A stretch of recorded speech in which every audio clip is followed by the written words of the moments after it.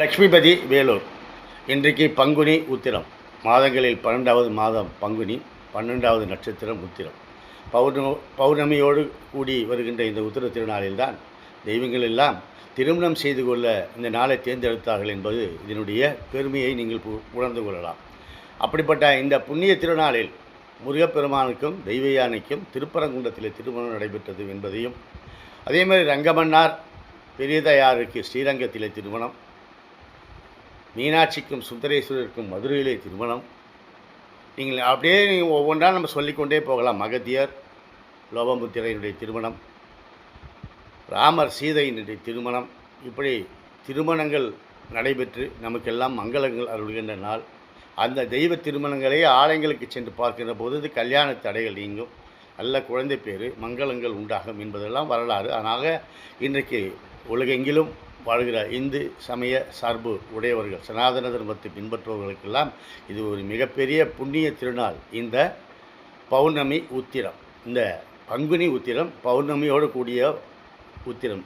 ஆக இன்றைக்கு சிதம்பர சுவாமிகள் ஒரு பாடலில் சொல்கிறாரு, முருகனை கும்பிட்டா என்ன சார் கிடைக்கும்? நம்ம அப்படி தானே கேட்போம், உனக்கு உதவி செஞ்ச எனக்கு என்ன கிடைக்கும்? நாம் இப்போ சாதாரண மனிதர்களே இவ்வளோ எதிர்பார்க்குற போது ஒரு பக்தன் பெருமாள்கிட்ட எதிர்பார்க்கக்கூடாதா? என்ன நீ முருகா என்று நீ சொன்னால் உனக்கு என்ன கிடைக்கும் என்று சொல்கிறார் அழகா. முருகா என உனை ஓதும் தவத்தினர் மூதுலகில் அருகாத செல்வம் அடைவார், அழியாத நிறைந்த செல்வம் உனக்கு கிடைக்கும்.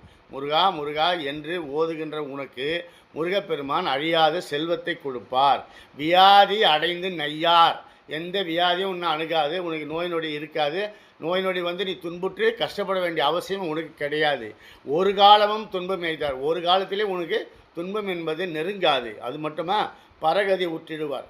நீ நன்ன முக்தி அடையணும்னு நினைக்கிறியா, அந்த சொர்க்கலோகத்துக்கு உனக்கு கிடச்சிடும். பொருள் காலன் நாடு புகார், பொருள் காலனுடைய அந்த தூதர்கள் உன்னை அழைத்து சென்று நரகத்திலே வைத்து உன்னை நெய்ய புடைக்கின்ற அந்த நிலை உனக்கு ஏற்படாது. நீ சொர்க்கம் அடைவாய், நினைத்தது நடக்கும், நோய் நொடி வராது, செல்வம் கிடைக்கும், துன்பம் நெருங்காது. முருகா என்று நீ ஓதினால் உனக்கு இவ்வளவும் கிடைக்கும்.